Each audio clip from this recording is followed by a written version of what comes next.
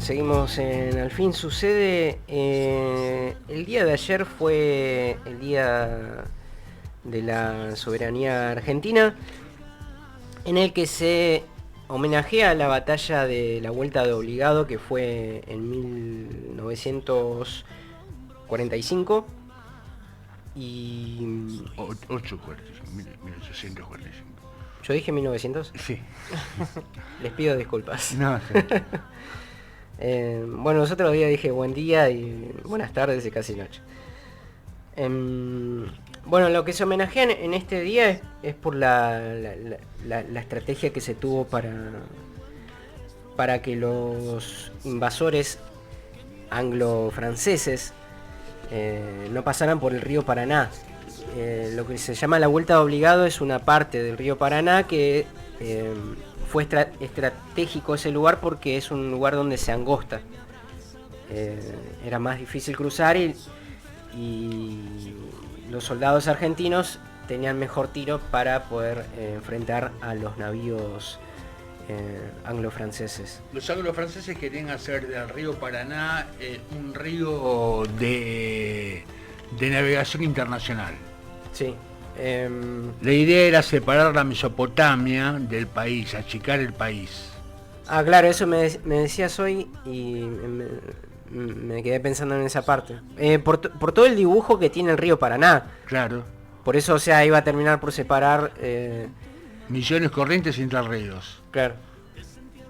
Lo que se hizo en esta batalla es por ejemplo, hay un monumento en donde están las cadenas, que eran unas cadenas que se cruzó de ribera a ribera por lo que era el río Paraná. Se pusieron varios pequeños barcos y arriba de esos barcos se pusieron unas cadenas enormes para que no puedan pasar los invasores. Fue una batalla bastante difícil, en la que igual se termina perdiendo. Esa batalla se termina perdiendo. Pero lo interesante que es como Rosas había nacionalizado esta batalla, porque la historia fue que para poder ingresar los productos de afuera tenías que pasar por la aduana. La aduana estaba en Buenos Aires. ¿Quién gobernaba Buenos Aires? Juan Manuel de Rosas. Como los de afuera no querían hacer eso, querían buscar otra forma de cruzar de manera ilegal. Entonces Rosas dijo acá gobierno yo. Exactamente, por medio del general Mansilla se hizo esta estrategia para que no puedan cruzar el río Paraná. Como esta batalla se nacionalizó, y hablando de nacionalismo, llegamos a lo que es el Día de la Soberanía. Cuando logran cruzar los invasores el río Paraná, cuando llegan a las otras provincias para vender estos productos, estas provincias se ven afectadas por lo que pasó y dicen que no les van a comprar ningún producto por este nacionalismo que nacía.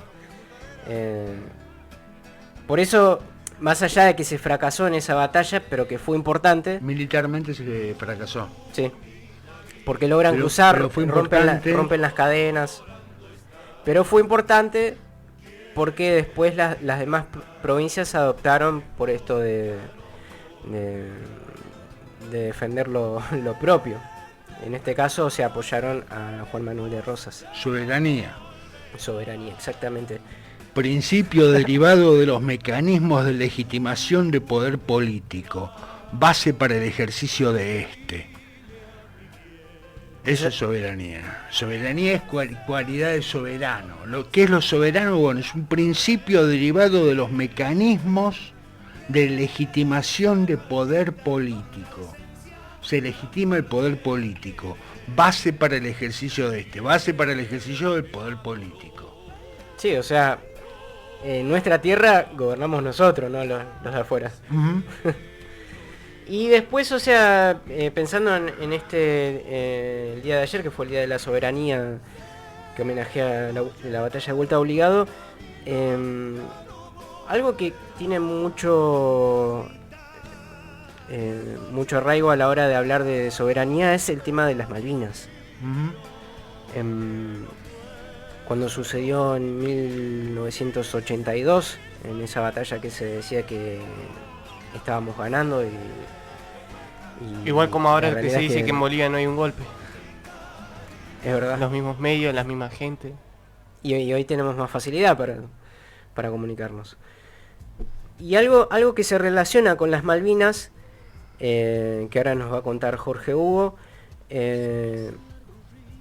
En 1973 el Congreso de la Argentina estableció otro día de homenaje, que es la afirmación de los derechos argentinos sobre las Malvinas. Esto es el 10 de junio por el aniversario del nombramiento de Bernet, que fue el primer gobernador de las Islas Malvinas. Un adelantado Bernet.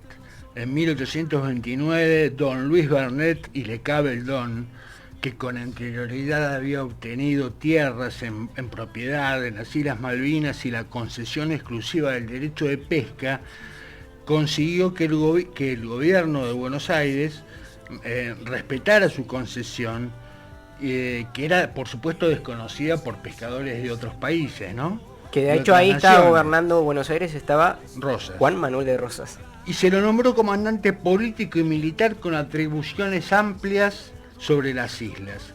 El gobierno decretó el 10 de junio esta solicitud que había hecho Bernet. Bueno, Bernet se estableció en Puerto Luis con su familia, comenzó a actuar así como funcionario de la República Argentina, dirigió notas a los capitanes de los barcos, diciéndoles sobre la veda que existía sobre la pesca de, por ejemplo, de anfibios.